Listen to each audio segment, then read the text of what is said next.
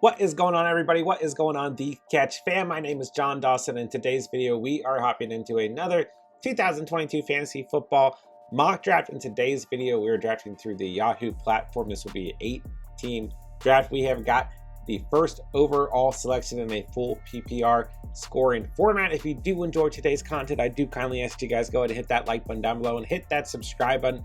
If you are new to the channel, come join The Catch fam. We put out free daily fantasy football content. At the moment, we are running a free subscriber mock draft nearly every single night of the week. Make sure to join our Discord down below to get those mock draft invites, as well as any updates on when we are drafting overall. And feel free to drop any comments down below pertaining to the 2022 fantasy football season, as well as any mock draft requests you guys have. I would love to get those on the schedule and put together for you guys. Without further ado, we are kicking things off. We have got 1.1, and for me at this point in the offseason, I'm not going to waste anyone's time. I'm going JT. That's where I'm at as my 1.1. I know that you could consider a receiver like JJ or Cooper Kupp, who we just saw taken. A lot of people are going after CMC at 1.1, and that's really about all that you're going to see throughout the offseason. At different points, we've seen guys like a Najee Harris, like a Dalvin Cook.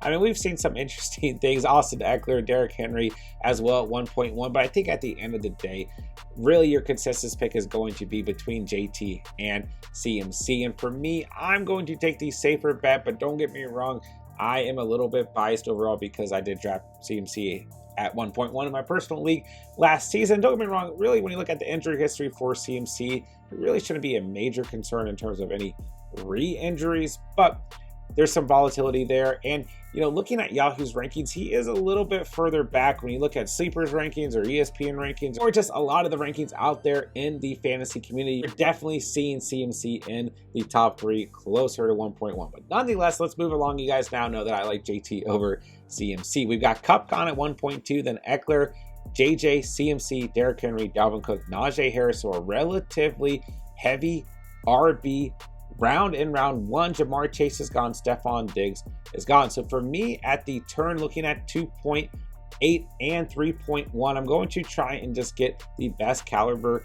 wide receiver 1 available, and then the next best running back in my personal rankings available. So we'll see what happens here. We got Mixon gone, Adams gone, and Nick Chubb gone. So looking ahead, I mean, I really like Mike Evans. I mean, also Kelsey, just going for that positional advantage in 8-team drafts is very, very critical. So don't get me wrong, Kelsey and or Mark Andrews are pretty tempting here. And I do think that we would have the ability to land some pretty good running backs on the next turn. So let's do that. If Kelsey's available, I'm going Kelsey here. And then I'll probably just go Mike Evans as CeeDee Lamb is selected. Let's take a look at receiver. I mean, DeAndre Swift sitting here, I do like quite a bit. Debo's another really interesting name. And obviously, if he does stick with the 49ers in contract disputes at the moment, not practicing, then Debo's the most valuable player here if we do know that he plays. But for the moment, I'm going to go Mike Evans, and I'm going to take that positional advantage. I'm going to go Travis Kelce and not worry about tight end for the rest of the night. I mean, JT as our RB1, Travis Kelce as our tight end 1. Absolutely filthy there in terms of positional advantage. And I still love Mike Evans as a wide receiver 1. Say what you want. I'm not worried about it. I'm not worried about Julio Jones, Russell Gage, any of that. Obviously, Godwin now looking like he's going to be back earlier than expected. I'm still not worried about it. Mike Evans, a beautiful, beautiful weapon in the red zone for Tom Brady over the last 2 seasons. I don't think that is going anywhere. All right, moving into the third, we've got DeAndre Swift gone, Leonard Fournette gone, Mark Andrews off the board, and Saquon Barkley gone. Debo's gone. And now we've just got 2 more selections in the third round. Things moving relatively quickly tonight. Javonte Williams gone, and 1 more selection here in the third, and then we'll be into the fourth. So listen, we kind of have moved things around, right? I want you to try and get 2 running backs here at the turn. And those 2 running backs that I really want, I mean, if Zeke's available, I'll consider him, but I think he'll probably be gone. But if I can land Kamara and James Conner, I will be really, really happy. I mean, just pairing those 2 backs with JT, we could really take a long breather from the running back position and start to fill out at receiver. And I mean, don't get me wrong, there are going to be some really good receivers available at this next selection. We could consider going 1 receiver, 1 running back, but I think just getting the absolute value that Alvin Kamara will offer when he comes back from suspension. I mean, guys, RB8 last season, full PPR, and he missed 4 games, so I really am not concerned about Kamara. Even if he misses 6 games, he could still be a top 10 running back. And just remember, I've been saying this for a long point in the offseason, that second half of the fantasy season is so critical in terms of getting you into the playoffs and then playing through the playoffs as well. And I think Kamara will be around for that time, and just having him with JT and potentially James Conner here, I think is a beautiful start to this running back room. We've got a solidified wide receiver 1. We've got great positional advantage with Travis Kelce. So I think if we land those 2 guys, it's really good value. But nonetheless, looking at who's available, I mean, Zeke is available as well. You could definitely argue for Zeke over Elliott or Connor. Looking at the receivers available, I mean, Deontay Johnson, Mike Williams, I mean, McLaurin, Waddle, Robinson, Hollywood Brown, Sutton. We got all kinds of great receivers, but that's not going to change throughout the draft. And Alvin Kamara does get selected, so we're not going to land Kamara after all that talk. Let's go with Zeke. Let's go with James Conner. Let's lock up 2 running backs, and let's take a big breather from the position. Another option there would have been to just go with one of those running backs and then select the next highest rated receiver that was available. I mean, for me, it's probably Johnson or Mike Williams, right? Johnson for some more potential consistency, but not as high of a ceiling, especially with the quarterback play in Pittsburgh. Although I don't know if Mitchell Trubisky or a young Kenny Pickett is necessarily too different from the play we saw out of Ben Roethlisberger last season, but nonetheless, I mean, Deontay Johnson's your wide receiver 8 in full PPR last season, so still like him, and he is selected at 34 overall. But Mike Williams obviously just going to offer a crazy high ceiling on a weekly basis. But really, in your 8-team drafts, although positional advantage is very important, and in full PPR, half PPR, wide receivers are going to be very important. Just taking a breather and looking at this next turn at the end of the 6th into the 7th, looking at guys who could be available. I mean, we got Metcalf, we got St. Brown, Mooney, Thielen, Moore, Renfro, and then we can still land some really good late round value. I mean, Devonta Smith, Russell Gage, Michael Thomas, DeAndre Hopkins, and then Chris Godwin. For those of you who draft through Yahoo, I mean, Hopkins is very low, and Chris Godwin is also very low. So for me, like, I know those guys are going to miss some time, but they just offer really good value at where they are currently being ranked through Yahoo. I'm just going to go ahead and make a giant queue of receivers so we know who is available, and not really in any particular order, but just so that we have that at our disposal. And let's go and get Hopkins and Godwin on there as well. Okay, so let's take a look at what's been going on here. To finish up the 5th, we saw Kyle Pitts, Cam Akers, George Kittle, Monty, Antonio Gibson, Eli Mitchell, all gone. And into the 6th, we've got Scary Terry off the board. Mike Williams still laying around. I mean, if he's somehow, okay, he's gone. I was about to say, he somehow falls out here, we're going Mike Williams, no doubt. Jalen Waddle, a nice value here at 6.3. Let's take a look at receivers just to make sure there's nobody that we need to know if they get drafted. Nonetheless, Jacobs gone, Herbert gone. Let's take a look at running back, make sure there's nobody that we want to pass on. Yeah, I mean, I do want to try and land A.J. Dillon, so we'll keep an eye on him. Tight ends, I think we're good there. We're going to be going for Goddard and Knox more than anyone. Quarterbacks we want to keep an eye on, but we're still at a good point. We'd like to land a Hurts or Brady, one of those later tier guys, or even a Kyler Murray, even Joe Burrow, right? We'll see what happens. We'll take a breather at quarterback, though. I don't think we need to select one just yet, as only 2 quarterbacks are off the board, and Josh Allen, Justin Herbert. There goes your 3rd quarterback in Lamar Jackson. All right, let's take a look at receivers. I mean, A.J. Dillon is ranked as one of the highest rated players right now, but we need receivers on this team. So let's go with Hollywood Brown, and then let's go with Metcalf as well. So, we do like DeAndre Hopkins as a later round value, but I also just really like Hollywood Brown. So you could argue that, I should have gone maybe with another running back and A.J. Dillon, maybe with a different receiver, maybe even with a quarterback or tight end there over Hollywood Brown. Then, go ahead and target Hopkins in a later round. But nonetheless, I'm good with getting Brown there. I mean, if we can land Kyler, we might end up with a lot of Arizona Cardinals overall between Connor, Hollywood Brown, potentially Hopkins, and potentially Kyler Murray. But we'll see what happens here. Okay. Into the 7th, we got J.K. Dobbins gone and Patrick Mahomes off of the clock. So now 4 quarterbacks off the board so far. So we do, I mean, if A.J. Dillon somehow falls out here, I'm going A.J. Dillon all day long, but I don't quite think that's going to happen. Looking at running backs available, let's move down a tier or so. I mean, Breece Hall also still sitting around is kind of interesting, right? If he lasts or A.J. Dillon lasts, we're going with Hall or Dillon, no doubt. Outside of that, I like Melvin Gordon, Rashad Penny, Tony Pollard, Edmonds, as long as it's full PPR, maybe half PPR as well. James Cook, I think, is a great value with a lot of upside. I don't mind Henderson. I don't mind Dameon Pierce. Don't mind James Robinson or Tyler Algier. Those are kind of all of my late round guys. To some degree, maybe Cordero Patterson as well. All right, so we want to keep an eye on quarterback. Let's keep an eye on Burrow, Murray, Hurts, Brady, Prescott, Wilson, and then we'll see if we need to break into that next tier of kind of Stafford, Cousins, Carr, and Rodgers, and Trey Lance as well. All right. Finishing up the 7th round, we got Waller, Cortland Sutton, and Dalton Schultz gone. Yeah, A.J. Dillon gone as well. We just started so running back heavy. You know, I mean, if we go A.J. Dillon at 6.8 or 7.1, then, you know, we probably don't need to worry about running back outside of maybe taking, you know, a guy like Cook very late or even Algier very late, right? But nonetheless, I still think we can land 2 very solid running backs to finish out this draft. So right now, my main target is probably Jalen Hurts or Kyler Murray, either way, right? I want to go in and get a quarterback out of the way, and then I'll probably just go with the best available receiver. I mean, our pick is up next, so we're going to get Hurts or we're going to get Kyler Murray. And then, I mean, with Breece Hall sitting here, he's really tempting as well. If he's available, we might have to go Hall.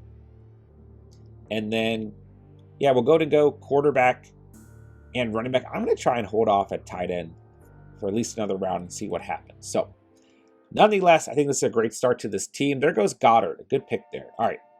So, let's go Breece Hall. Breece Hall fell really far back tonight. Man, and this is kind of the decision, right? Do I want Kyler Murray and a potential stack, or do I want to diversify a little bit and go Jalen Hurts? It's hard to say.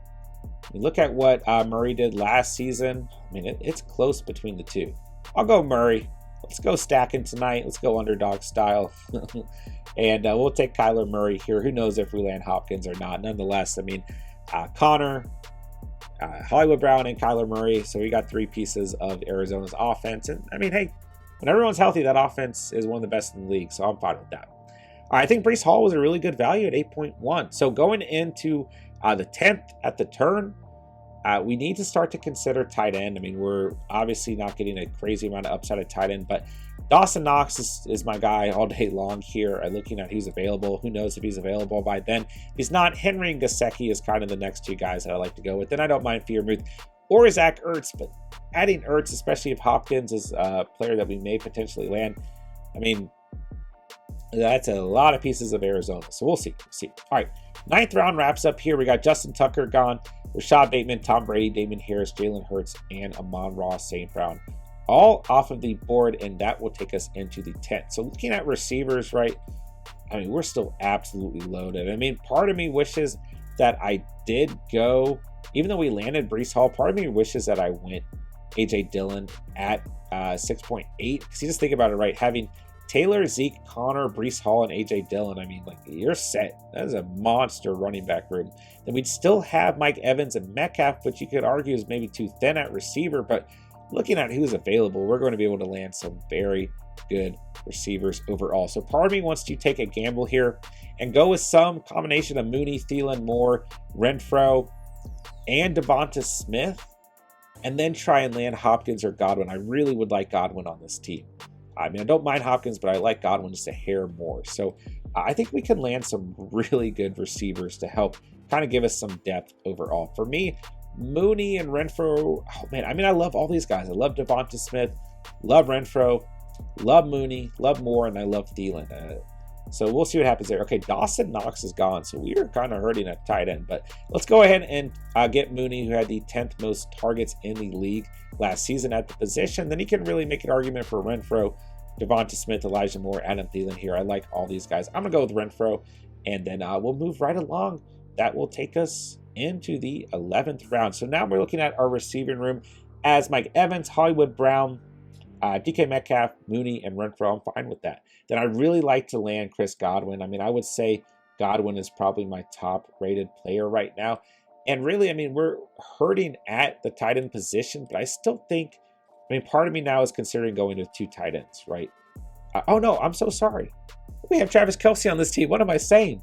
Okay, yeah, we drafted Kelce way early on. Well, anyways, there's some good late round evaluation at the tight end position. I don't know how that slipped my mind. We spent an early draft pick on Travis Kelce for a reason. So that makes me feel a lot better about this team, actually, because now we can either go with 2 receivers to finish things out or a receiver and a running back. So looking at who's available, I mean, yeah, Elijah Moore, Thielen, Devonta Smith, DeAndre Hopkins, Chris Godwin. For receivers, Pollard, Edmonds, Cook, Henderson, Pierce, Robinson, Algier, Patterson at the running back position. I've still got Prescott and Wilson at the quarterback position queued up. Hunter Henry, Mike Gesicki, Pat Freiermuth, and Zach Ertz all queued up. So those are really probably my favorite players available. I mean, I like Ramondre Stevenson at his value. Tyler Lockett's still laying around. I mean, at some point you got to draft Tyler Lockett, right?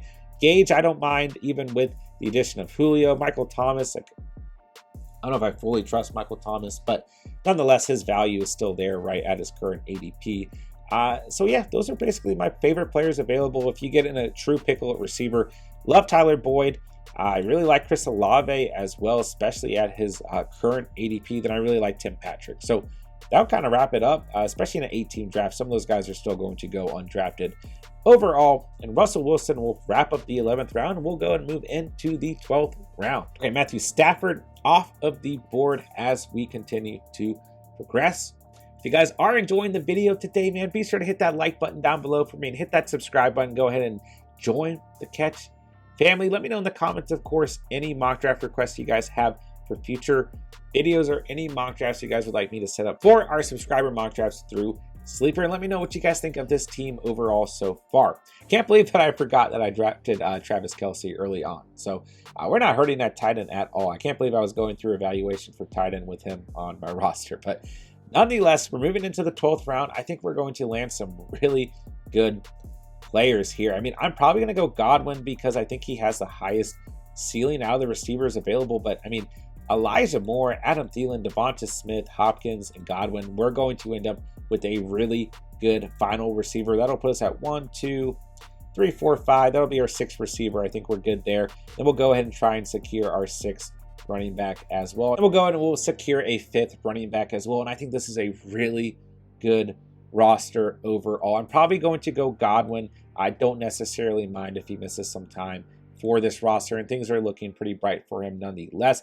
I'm going to go with James Cook, even in an 8-team draft. I don't have a problem drafting him. I just think he offers some nice upside. I mean, we got 2 rookie running backs on this bench, but I'm really happy with JT, Ezekiel Elliott, and James Conner as my starters, and 2 youthful guys in case of any injuries as well. And I think that Hall and Cook probably have the most overall upside at the running back position out of rookie running backs. Kenneth Walker right in there as well, but I love Hall and Cook being on this roster, being our backups.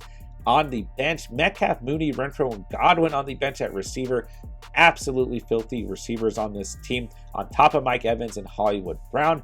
Kelce at tight end and Kyler Murray at quarterback. This was an absolutely beautiful draft. I think we absolutely killed this one. We're just going to go ahead and draft a kicker and a defense to finish things out. And nonetheless, I am really, really happy with this team. Okay, so through the 14th round, we saw Elijah Moore, Derek Carr, Chase Edmonds, Devonta Smith, Alberto, Aaron Rodgers, and Matt Gay gone. So we're just going to go ahead and scoop up a kicker and defense and call this thing a day. So looking at available players, I'll just go ahead and I'll grab Nick Folk off of the board. Had a great year last season. Then looking at available defenses, we haven't been necessarily handed the best squads. I like Green Bay at this point. New England, I mean, the roster does not look as promising as it has in past years, but that system is great. I think Baltimore's in a really good place to start the season off great with a lot of players returning. But hey, Dallas was your defense #1 last season in fantasy, so I'll go ahead and snag them up here. Nonetheless, we could just stream defense is not a big deal overall. So this is a beautiful team, man. I will go ahead and we'll take one last look at this team at the end here, and then we'll go ahead and we'll finish off the video. So Kyler Murray at quarterback, I'm fine with. You can always consider a second quarterback behind Kyler Murray just because he kind of has, some injury concerns that would always seem to be mid to the late part of the season, which kind of affects his play. But overall, if Kyler Murray is healthy, I'm perfectly happy with him as my quarterback 1. Looking at tight end, we got Travis Kelce. So quarterback play and tight end play looks absolutely great for the squad. Receivers, we got Evans, Hollywood Brown, DK Metcalf, Darnell Mooney, Renfro, Godwin. I mean, half PPR or full PPR, I absolutely would love this receiving room. JT, Zeke, Connor, Hall, and Cook, a really nice running back room. In my humble opinion, we finished things out with Nick Folk at the kicker position and Dallas's defense overall. I think this was an absolutely great draft from head to toe. If you guys did enjoy today's content, be sure to hit that like button down below. Hit that subscribe button. If you guys are new to the channel, we would love to have you guys as a part of the Catch family. We put out free daily fantasy football content. At the moment, we are running a free subscriber mock draft nearly every single night at the channel, so be sure to join our Discord. Link is in the description down below. Completely free to join, and that is the best way to get those mock draft invites and updates on when we are drafting. Follow us on Twitter, follow us on Instagram, check out all of our links down below. And that'll do it for today's video, man. That'll say thank you guys so much for watching and or listening, and remember, you saw it here on the Catch.